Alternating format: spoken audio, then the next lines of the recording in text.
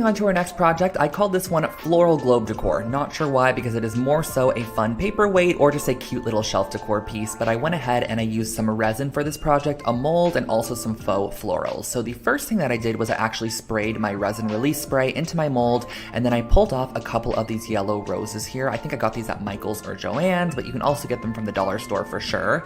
So I pulled off a couple of those along with the leaves, and then you're going to want to mix up your resin. So the resin is super simple. It is equal parts of the resin and equal parts of the hardener. Just make sure to stir each one individually for about 2 minutes each, and then mix them together and stir for about 2 minutes as well. So as you can see here, I'm just mixing it up, making sure it's nice and incorporated, and then you're going to go ahead and mix them together. So just pour one of the cups into the other one. The resin is now going to start its process of chemical reaction, I guess you could say, and you're going to pour that into your mold there. I then placed in my flowers. You could do flowers, you could do glitter, whatever you have that is small that would kind of fit inside of this resin mold would be perfect for this project. I just opted for the flowers there.